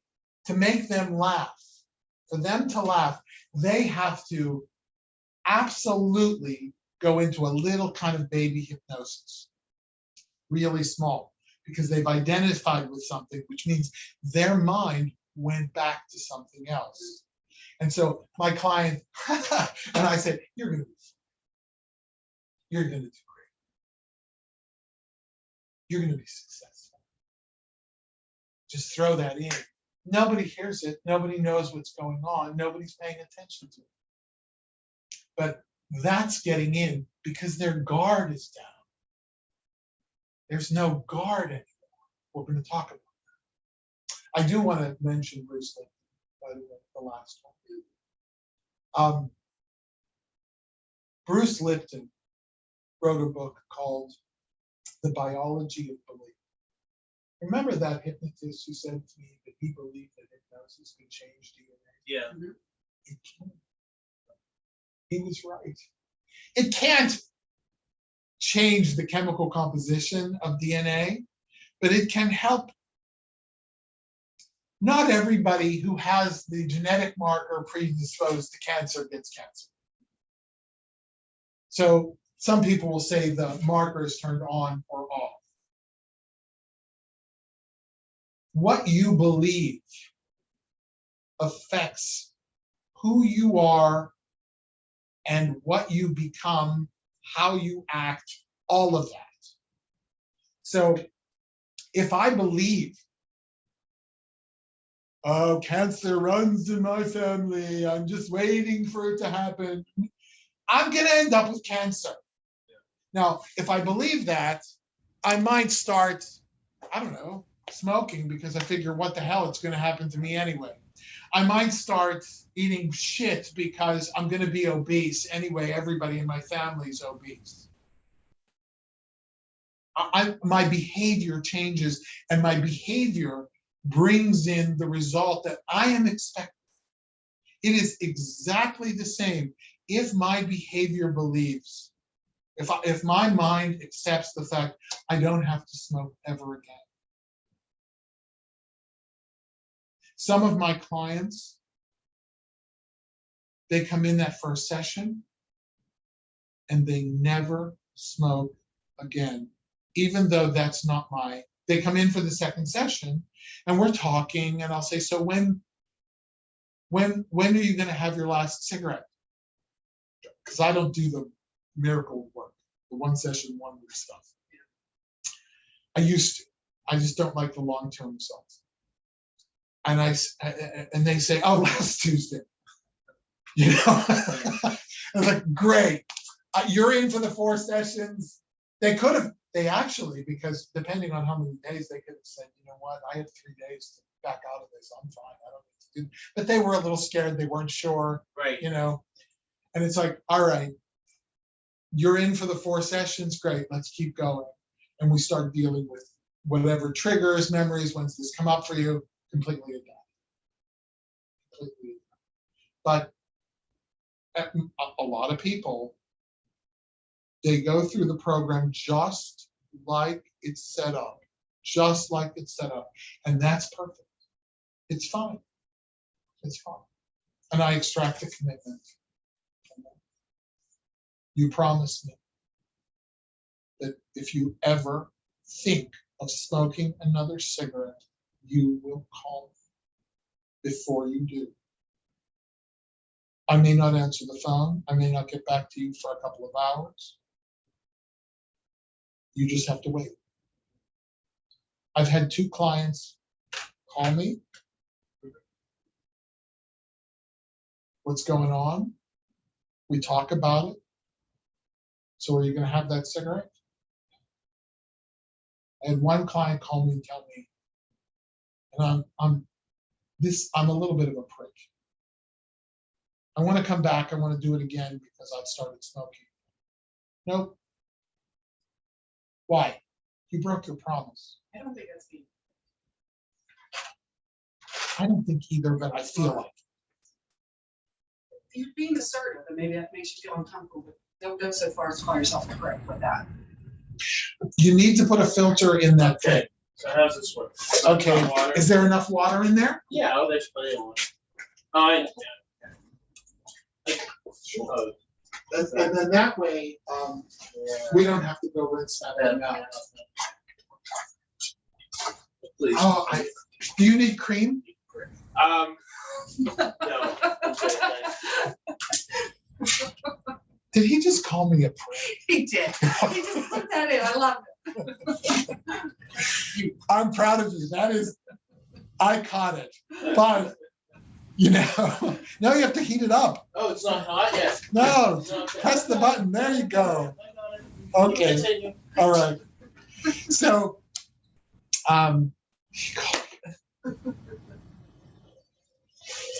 good. I'm proud of you. That was exactly what that's Yeah. exactly what you do, but you don't do it negative. Yeah. Lenny. Don't come on people. Yeah, all right. No. Okay, so, Well, can I ask you this? yeah, How you were talking about belief. uh-huh. Are you able to help somebody that comes to you but believes that hypnosis is Yeah. Okay.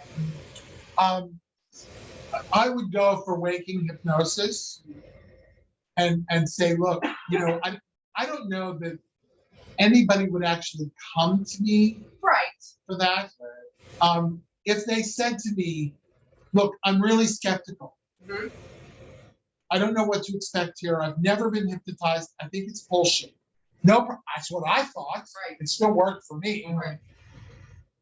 But I would use what we call convincers. Okay. And Yeah. And I can't pull them apart, but they're still pressing together because that's, you know, I can't pull them apart. I can't. Okay. And you weren't even hypnotized. There are I'll give you several that you can use.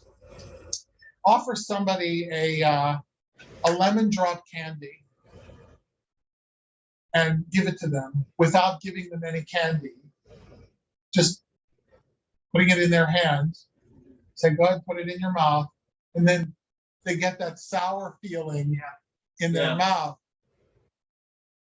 Did you just have the sour Yeah. feeling? Yeah. Sure. Okay, so that's the power of suggestion. Do you see? I didn't give you a candy. I was even pointing out, like in Cure by Joe Marchant, another book that I recommend reading. You read it, didn't you? Yeah. She talks about how people who were taking a placebo, when they, even after they were told that it was a placebo, demanded that they keep prescribing it because it worked. Hypnosis is not a placebo.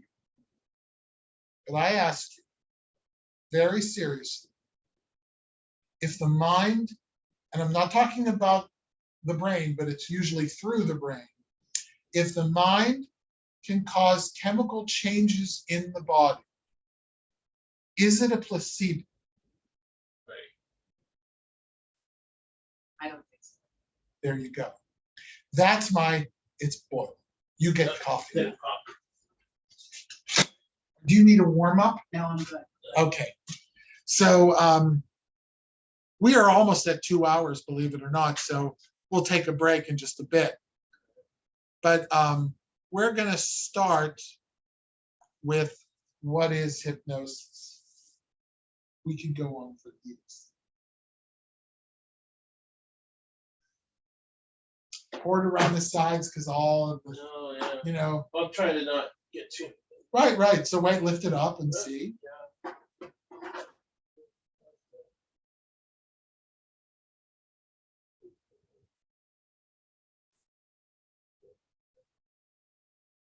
Oh, good. All right. I love the fact that you're making coffee. It makes me happy. It's the Italian in me. Go ahead and eat. Oh, yeah. You know. All right. So what is hypnosis? And we will. We're going to finish with this for the first half of it. Hypnosis happens all of the time. I want to make sure I'm not missing something here, because I have in my head what I want to say. It happens all the time. When you read a book and your brain goes into the book, and maybe it's a thriller like a Stephen King, and your heart starts to beat, it's a book. You start to feel anxiety. You start to hope for the character who is nothing but a character. In a movie, you're looking at some actor that you know from other movies. You recognize them, but you still believe. You've suspended your disbelief. And you're crying because of something that happened to them. Yes, they're playing on your empathy, but you have suspended disbelief. This is hypnosis in a very light and comfortable form. I can put a room into hypnosis when I introduce you to James Hazelwood's videos. His is hypnotic storytelling. And you will immediately go into the story. Immediately. He's one of the most talented storytellers I have ever met in my life. And he probably won't be. He used to go a lot, but not as much. But all I have to do to put a room full of people into hypnosis is say, let me tell you a story. Once upon a time. That phrase, once upon a time, sets your brain up to accept the most absurd things on the planet. There was a little chicken who wanted to make bread. Can you picture a chicken wanting to make bread? That's hypnosis. And my mother used to tell me the story of the little red hen. Who's going to help me bake the bread? Not I, not I. Who will help me eat the bread? I will, I will. Oh, hell no. And it stuck with me my entire life. Chickens and cows and pigs can't talk, specifically to each other. And so that is hypnosis. The thing about hypnosis is that it removes a filter. No matter what kind of hypnosis it is, we'll talk about different kinds of experiences that result in hypnosis, like going to the movies. But if you're a critic of the movie, I was with a bunch of friends and we went to see Speed. Is that the one on the bus? Yeah. Keanu Reeves? Yep, it's in the ball. 5 minutes into that movie, I knew exactly what would happen. It's like watching a Hallmark love story. I knew, and I thought, I can't sit through this. I just have no tolerance for this. I left the theater. I told my friends I was going to the bathroom. I never went back. I waited for them outside. I had a book. I read it. I actually got the manager to let me go to Barnes & Noble to buy a book because I didn't want my money back. I'll still pay for but that movie is shit and I don't want to see it. And I don't want to see another movie. I'll just wait here for my friends. But my disbelief was not suspended. It was just too. Yet I can watch The Princess Bride, and my belief is completely suspended. I can. Do you know that movie? Oh yeah. I can watch it. I cry when the grandfather says "as you wish." I know that little boy is now a man. God knows what's happening in his life now. All of that. That's I apologize for the size of this, but I didn't want to go and buy those big things. Yeah. So if this is our consciousness, and outside of whatever is inside that circle doesn't really exist for us. When they say we create our own reality, we really do. And there are things in the world that you can't even conceive of. You can't imagine because they wouldn't make sense. They don't make sense. And I'm going to artificially draw a line.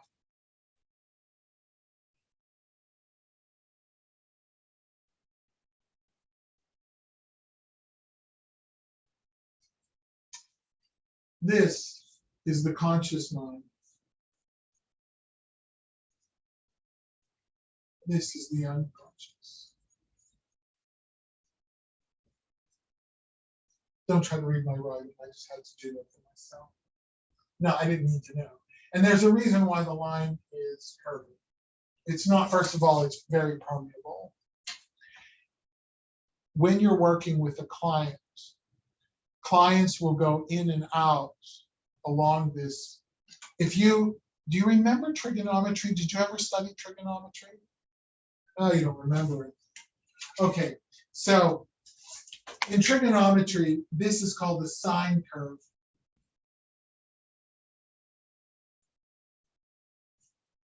There's an axis running through the curve, and it's part of the curve is above the axis, part is below. It is entirely my experience. No one has ever said this to me, but I've watched it. When a person is above the axis, this is the way hypnosis works. When they are above the axis, they are actually just sitting in my chair with their eyes closed, listening to my voice, trying not to judge it. When they are below the axis, they don't know that they're not conscious. So their consciousness strings together all of the aboves So they'll look at you and say, I don't think I was hypnotized. You know they were. Oh, yeah. You know, and particularly, I mean, if nothing else, they don't move, literally do not move for an extensive period of time. That is impossible. If you're awake, Yeah. you can't. You move. Now they may move. They might scratch their nose or something. I give them permission to do that. But whenever they do, I will also throw in a phrase or two that deepens them again. Because I know in order to do that, they had to come up a little bit. Maybe not enough to even know they did it, but they, like if snoring wakes them up, I'll deepen them back again. I'll explain all that later. But this is what we understand. And the reason the unconscious is so large is that it operates inductively.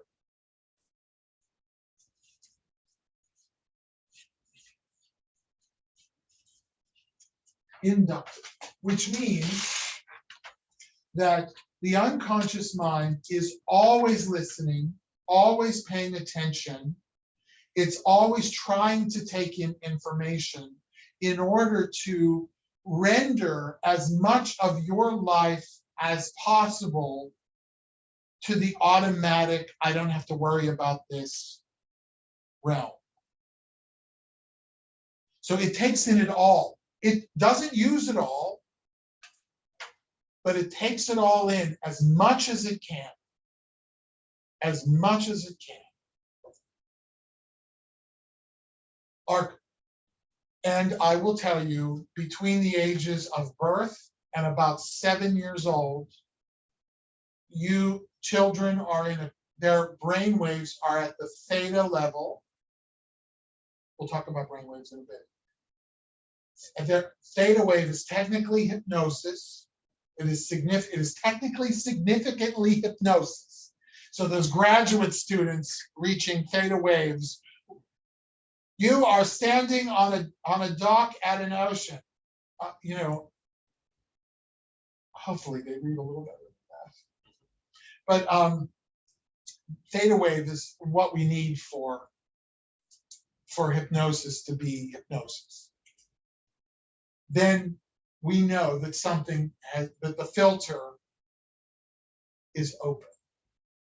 Okay? Conscious mind is deductive.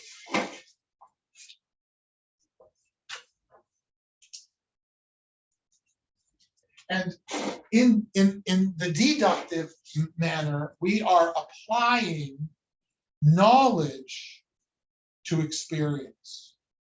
So, and we're judging the experience or the perception by knowledge. This is why some people can look at you and say, look, I know my fear of heights is irrational. Right, it's irrational. Not because it doesn't make sense. Nobody wants to fall. But the reaction is unconscious. It's not conscious. It's unconscious. So, and when we are, the reason why we use hypnosis to help people affect change is because, and sometimes you can't call it hypnosis, you can call it guided meditation or guided visualization or something like that, but it's still hypnosis.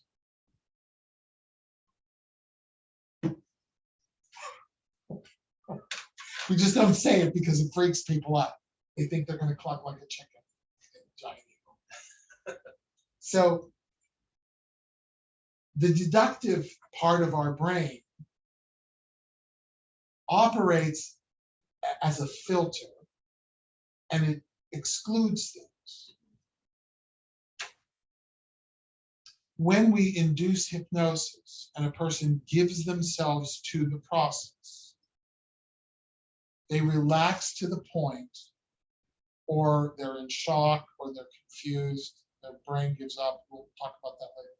But they relax to the point where they don't filter. They've given it up. And so now I know my words are getting into the unconscious mind. I know it. I don't know how many times I'll have to do it, but I know it. When they're in hypnosis, what I am saying is going in. I don't know if the mind will use it or not yet, because often there can be a conflict between the unconscious and the conscious. And the easiest one to see is smoking, right? I know that smoking causes cancer. I know that smoking makes me stink. I know that smoking robs me of my money. I know that smoking makes people judge me. I know smoking is unpleasant because I have to leave my friends to go and do it. All these reasons why people know smoking, they want to quit. And yet their unconscious mind says, but don't you need to relax? Don't you need a break? Don't you, and your unconscious mind can literally cause those cravings. Because you're getting tense. I'm a stress eater. If I'm working on my computer and I get to a point where it's a little hard, I'm usually writing, right? So it gets a little hard and my mind is working and I know I need to get away from this computer. I used to get up and go to the refrigerator or go into the kitchen, or, I used to do that. Now I know I need the break. I know what I need. It's not the snack. I don't need the handful of M&Ms or whatever. What I really need is just to walk around the house, maybe go put in a load of laundry and come back in my mind. Okay? So that's a real conflict. And when you learn about parts therapy, if you do regression, you'll also do parts. If you do it with the guy I sent you can do it with anybody you want. I don't care. I'm not getting a kickback. And if I were, you should be suspicious. But there could often be conflicts between here and here. And some of the illustrations that I'll use, I'll just explain the way it was explained to me. Think of a jockey who weighs about 120 pounds and a horse that weighs a ton. The jockey looks like he or she is in control of the horse, but he's not. The horse has been trained. The horse has been trained. That's the function of your unconscious. There was a video, I don't know where it is on YouTube, it's hard to find. But you probably can find it with no problem. But me, I get distracted. And it's this jockey on a horse going through like an obstacle course. And something happens, the jockey falls off. And the horse just completes the course. The conscious mind is like the jockey, it thinks it's in control. And the only thing it's actually controlling is now what gets into the horse to train it. Do you see what I mean? So as a hypnotist, imagine that you are dandily dressed. You're very fashionably dressed. And you're staying in a hotel, and across the street, there's this real happening bar. Not that I'm encouraging, and a line of motorcycles out in front. And you think, well, there's nothing else around here. I might as well go get a beer. You're wearing your suit or your dress and you go in, or you go up to the door, and there's this big burly guy, the bouncer, who says to you, because it turns out to be like a Pagans or a Hell's Angels bar, says, I don't think this place is for you. and you say, why not? All I want is a beer. Do you sell beer here? Yes, we sell beer. This isn't for you. Take my word for it. This place isn't for you. Come on, all I want is a beer. Because you're a hypnotist, you create a kind of diversion for the bouncer, and you sneak into the bar. You go up to the bar, you order a beer. The bartender might even ask you, like, how did you get in here? I want a martini. What? I want a martini. I don't have that. Okay, what do you got? Iron City. Okay, I'll have an Iron City. Next time I come, I'm going to bring you the fixings for a martini. You're a bartender, right? By the way, I tip real well. So you hand the bartender $100 for your Iron City beer. You say, I'm coming back. I like this vodka and this vermouth. You can look up how to make a martini. I'm a great tipper. All of a sudden, the bartender's on your side, even though everybody else wonders what the hell. You come back. There's a bottle of vodka. You paid for it. You gave him $100. And you're distracting the bouncer every time. You're using your magic your invisibility cloak now to get in, and that's the induction into hypnosis. And you say, you really do well. You really learned how to do this. This is great. This is amazing. You really make these well. Here's another $200. Maybe lay in a little support. The next time I come, I'm going to buy it around. Now you can put them in your beer glasses. It doesn't matter. All of a sudden, the next time you get in, you say, I want to buy a round for everyone. And who's going to turn down alcohol? Not the pagans, not the Hell's Angels. Now people are talking. Now people are interacting. You bought them a drink. You're an okay person despite being dressed like that. Where's your leather? Where's your stink? I don't know what. I'm not afraid of bikers, by the way. But even Hell's Angels or pagans, I mean, what do I have to be afraid of? I mean, I don't have anything to do with them. One time we were driving to Phoenix. I was with friends, and the highway was filled with bikers. And my friends, who were gay and a little afraid, said, oh my, what's going on? What's going on? We stopped for gas, and there are these bikers. I said, well, I'm going to find out. And I go over, and it's like, no, no, no. I go over, and I say, what are all these bikers? What do you got? Like, where are you going? They said, oh, we're going to, I don't know, Loveland or something, and there's a big biker conference. Lovell, I don't know. It's in Nevada. And I said, oh, okay, that makes sense. I came back and I said, oh, they're going to a festival. You talk to them. It's like, yeah, they're human. One guy had like a dead animal on his. It's like, hey, he's into taxidermy. What do you want? Anyway, now they like you. So when a client calls me up and they say, well, how many sessions? I don't know. I know certain things usually take a certain number of sessions. A lot of people will sell packages. It may be a choice that you do.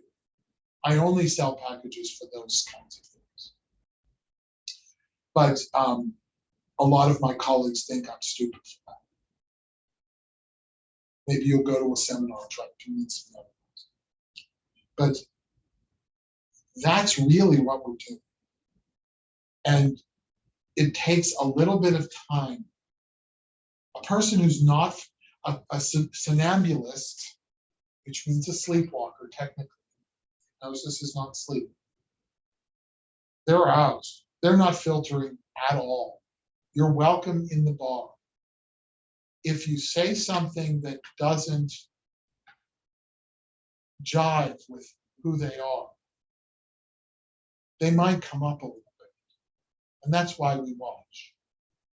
They might react to that. A lot of times when we're talking, my whole goal is to find out.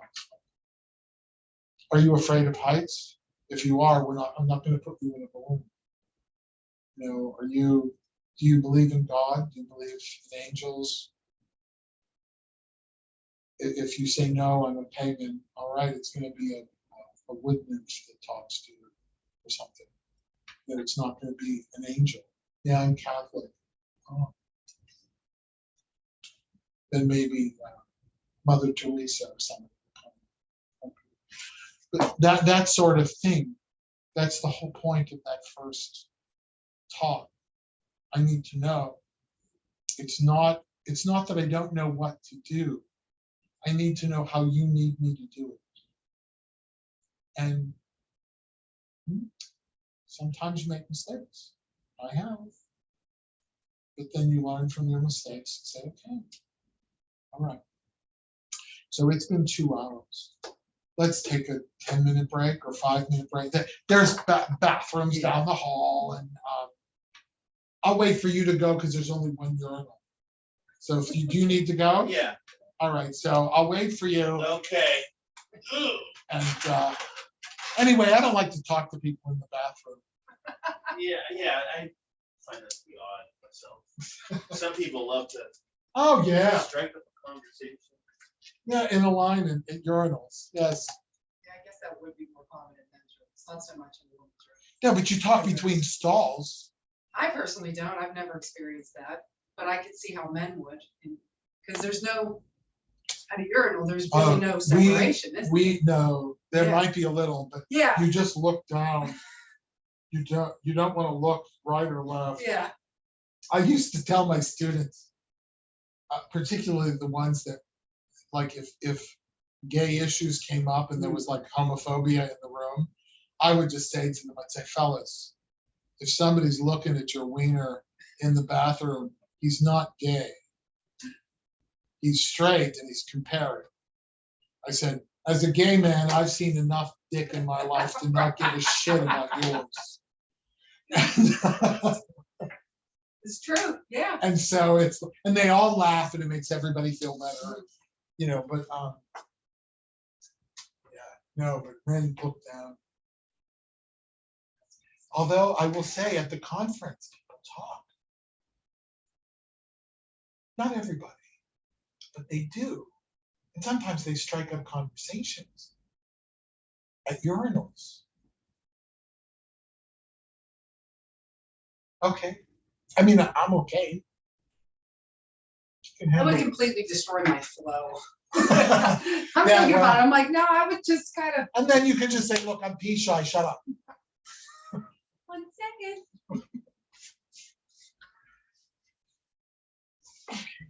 Where are we?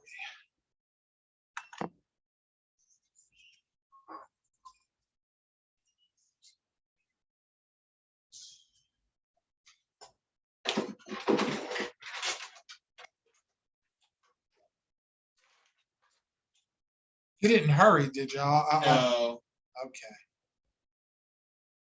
some things you don't want to hurry. No. At my age, though, there is no hurry. Really? Yeah.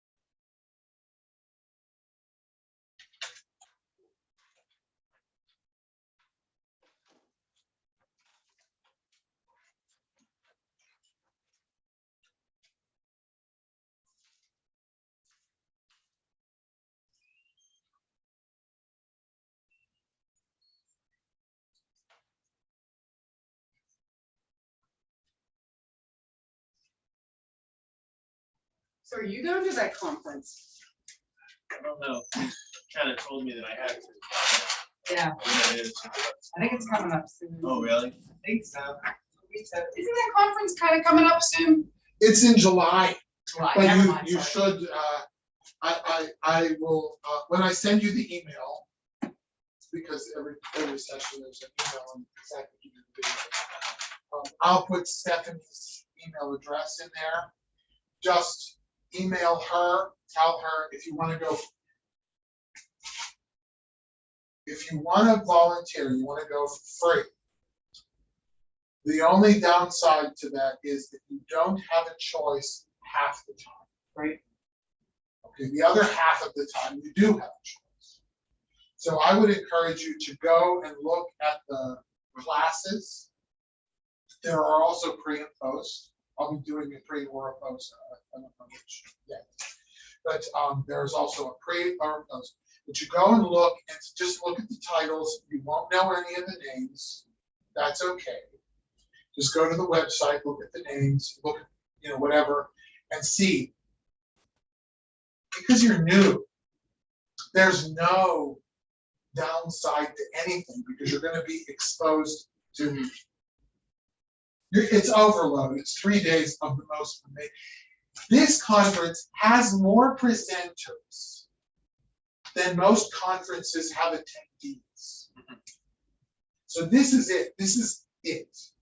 And everybody is there. The stage hypnotists, the street hypnotists, they're all there. They're all, I can't say everybody's nice because I haven't met them all, but they are all pretty nice. And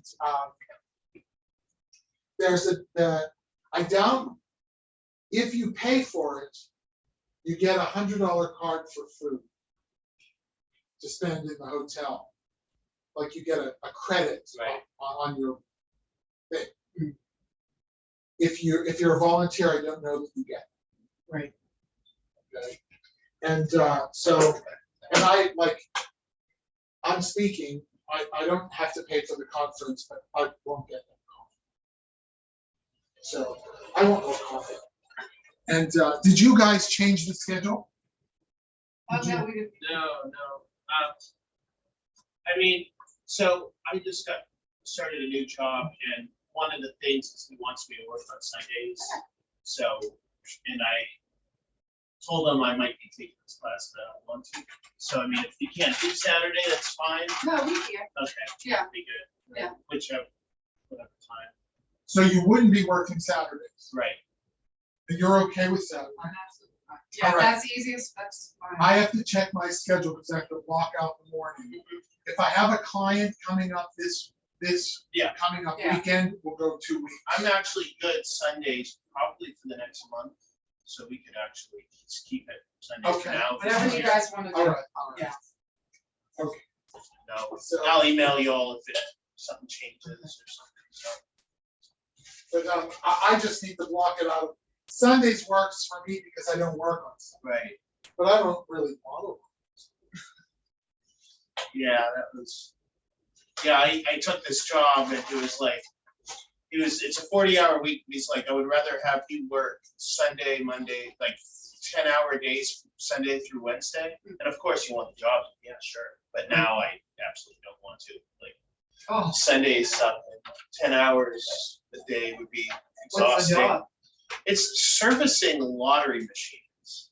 So if like a bar, their lottery machine breaks down and you go in there, fix it or whatever. Okay. It's hopefully temporary. But yeah, but I mean it's fun because you just drive around the van talking to weird people at bars all day. Yeah. Oh, so now when you're in a biker bar, you'll remember. Yep, I know the trick. This is like the unconscious. Any bar is like the unconscious. It doesn't. Yeah. If you were a biker going into Studio 1554, Yeah.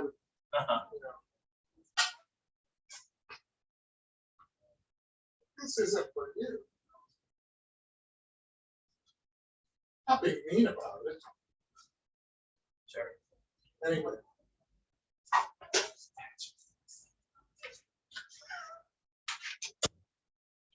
they're the only ones that will actually open the door and walk in. Oh, really? And it's like, there's a sign, at the door. They don't do it a lot, Uh-huh. but they have, which is why I lock it. Okay.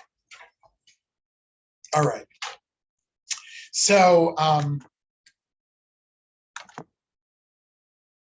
I have to learn more technology in order to know how to tell my computer not to go to sleep. It's annoying me. I'm sure it's easy. All right. So we've already talked about suspension of disbelief. I also want to talk about imagination. And this is why waking hypnosis can be very powerful. This is why when we say to, in fact, let me stop this. Yes? It might be helpful. I'm just curious,